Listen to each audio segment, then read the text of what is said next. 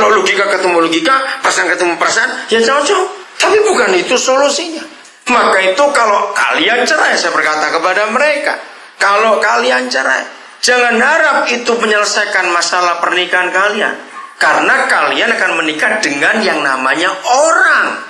Jadi selama kita menikah dengan yang namanya orang, bukan orang-orangan, kalau orang-orang pasti boneka namanya, maka masalah tidak akan pernah berhenti dalam hidup. Jadi ganti pasangan itu bukan solusi. Yang ganti cuma namanya, orangnya sama.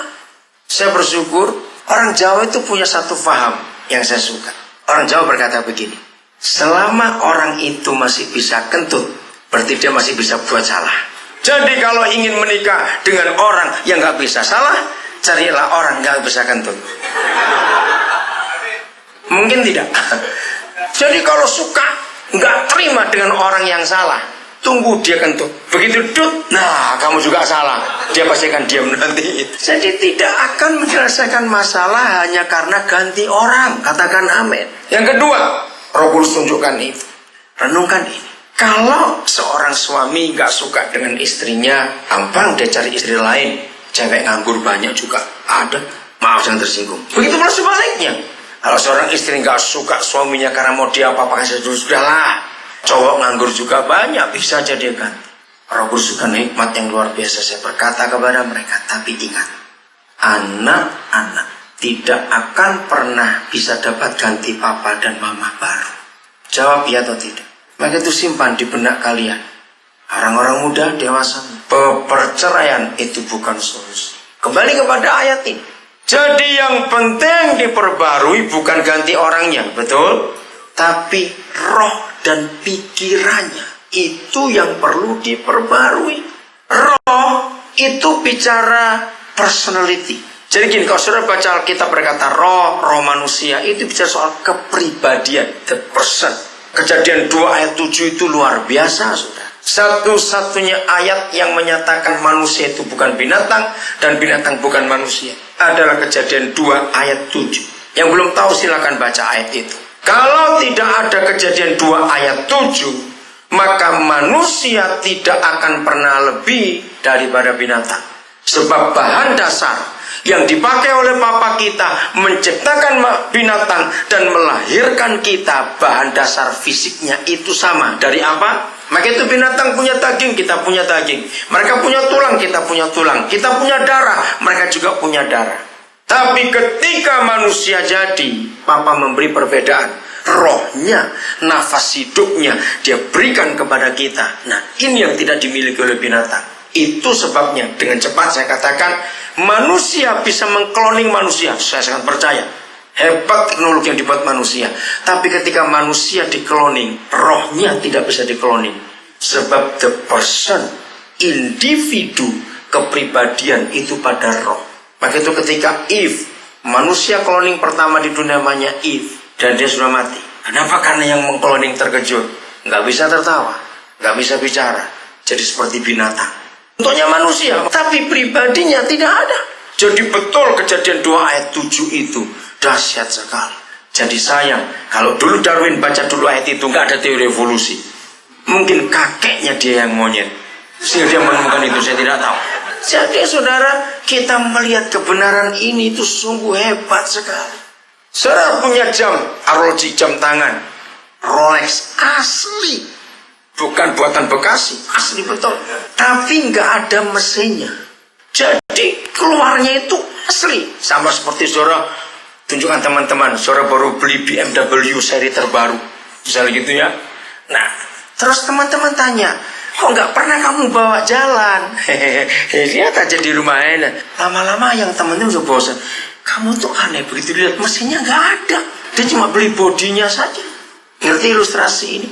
Nah, walaupun bodinya asli BMW, walaupun bodi jam tangannya asli Rolex, tapi kalau nggak ada mesinnya, ngerti ilustrasi ini? Jadi yang disebut jam tangan itu sendiri bukan yang kelihatan di luar, mesinnya itu. Disebut Mercedes, BMW sejenisnya, itu bukan kelihatan di luar, yang di dalamnya itu. Bisa saja BMW diganti mesin bajai, kenapa tidak? Lo betul tidak? Kalau orang iseng. Nah, apa itu? Nah, yang disebut pribadi, kalau saya melihat Daniel Alexander, itu bukan yang kelihatan ini, yang di dalamnya itu. Begitu kalau saudara melihat ada orang mati, di dalam peti mati, itu bukan orangnya, dia sudah pergi. Sama seperti BMW tadi yang cuma di garasi saja karena ada mesinnya. Ini yang gak bisa dikloning, kepribadian. Jadi kalau Papa berkata, yang pertama diperbarui itu rohmu. Jadi dia bicara apa? Kepribadian. Binatang tidak pernah punya kepribadian. Saya ambil contoh, bawalah anjing dari Amerika ke sini, tetap makan tulang. Jangan, nggak mungkin mereka cari karedok. Ngerti? Bawa, mana apalagi babi dari Eropa, bawa ke sini, tetap makan sampah. Karena tidak punya kepribadian. Mereka nggak akan berubah karena tempat. Mereka nggak akan berubah karena lingkungan. Mereka nggak akan berubah karena cuaca. Tapi kita bisa berubah. Ada orang Betawi kawin dengan orang Betawi misalnya. Asli Betawi nggak ada campurannya. Lalu mereka pindah ke misalnya ke Jerman begitu. Dan di Jerman mereka punya anak. Anak-anak mereka lahir di Jerman. Dalam satu kota kecil nggak ada orang Indonesia, nggak ada orang Betawi misalnya begitu. Anak-anak mereka sekolah di sekolah Jerman. Apakah anak-anak mereka otomatis bisa berbahasa Betawi? Bisa berbahasa Indonesia? Jawab, otomatis. Kalau nggak ada orang-orang itu, jawab cepat. Mereka akan berbahasa Jerman karena lingkungannya. Kepribadian itu terpengaruh di mana lingkungannya. Tapi seandainya, misalnya, orang Betawi ini pindah ke Jerman bawa anjingnya, nggak mungkin anjingnya gonggong bahasa Jerman. Oke? Anjing tetap anjing. Maka itu kepribadian dalam binatang tidak ada. Karena mereka tidak pernah terpengaruh oleh lingkungannya. Tapi kita terpengaruh oleh lingkungan kita. Kalau dari kecil, hobi saudara cuma baca novel saja. Dari 4 SD bacaannya roman terus. Pasti orang itu orang melankolis yang senang pacaran, minta yang sendu-sendu. Bacaannya begitu terus. Dari kecil. Ngerti? Kalau bacaannya tentang komunis dari kecil. Misalnya begitu. Loh, kenapa tertawa? Ada. Kenapa tidak? Saudara, saya baru baca berita yang mengerikan. Belum lama dieksekusi mati dia. Waktu dia dieksekusi umur 24 tahun. Dia jadi sadis sejak umur 14 tahun. Ketika polisi menangkap anak ini, orang gak percaya kalau itu dia. Setelah diselidiki, kenapa dia jadi pembunuh? Sejak kecil orang tuanya menyakiti. Umur 6 tahun dia ikut neneknya. Umur 8 tahun dia sudah pindah dengan yang lain lagi. Terus dipukul, disiksa. Akhirnya terbentuk dalam kepribadiannya. Dia nggak bisa lihat anak-anak seusia dia itu sebahagia dengan orang tuanya. Timbul dendam. Kenapa mereka bisa, aku tidak? Di situ naluri pembunuh mulai tumbuh sejak dia masih kecil. Jadi kepribadian kita sangat dipengaruhi oleh lingkungan kita. Maka itu anak-anak jalanan kita temukan di Jakarta begitu menakutkan masa depan mereka. Karena lingkungan mereka seperti itu. Maka itu saudara, roh ini harus diperbarui. Kalau roh kita diperbarui, kepribadian kita diperbarui. Nggak perlu ganti orang. Ngerti maksudnya? Maka itu pernikahan nggak akan membosankan.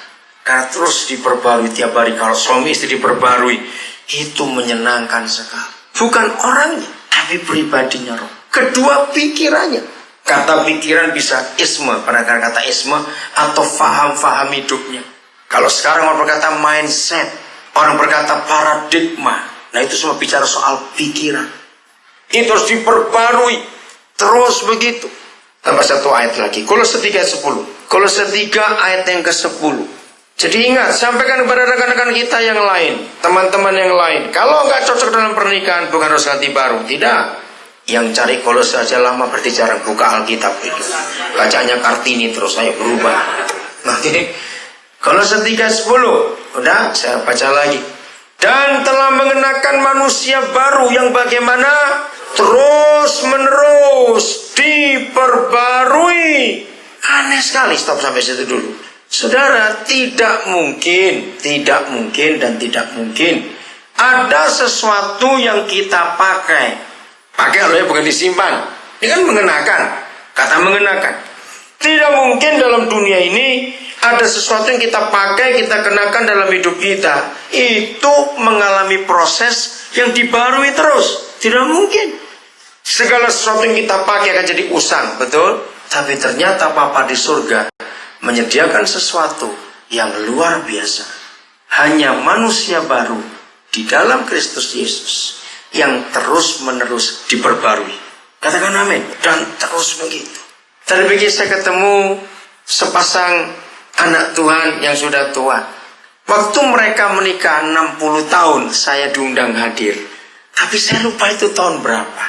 Dan tadi pagi saya ketemu. Saya tanya, tahun berapa waktu itu? Kaget saya. Itu 6 tahun yang lalu. Jadi tahun ini Om dan Tante sudah menikah 66 tahun. Betul. Bayangkan kalau mereka nggak diperbarui itu sama nggak bosan 66 tahun sama tuh seorangnya itu. Sama dengan itu, ayo makan satu menu 66 tahun nggak ganti-ganti. Akhir Oktober 2006 yang lalu, saudara, kami hadir. Itu sungguh-sungguh satu hal yang langka.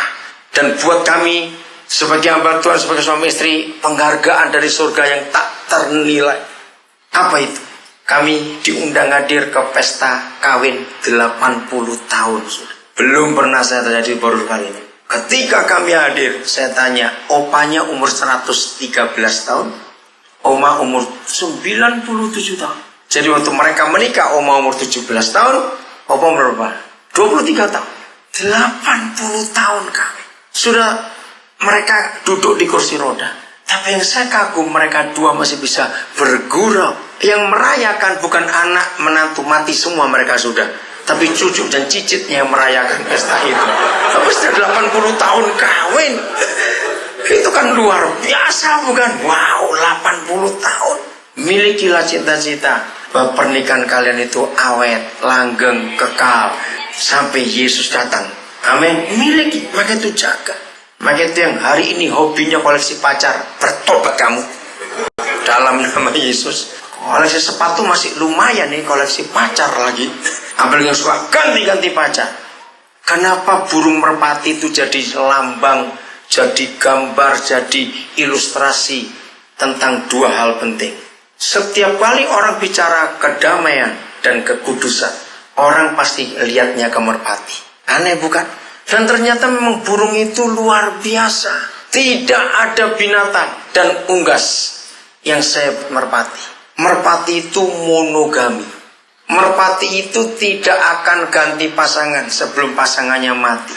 Maka itu merpati gak pernah ngeracun pasangannya karena gak pernah bisa beli racun.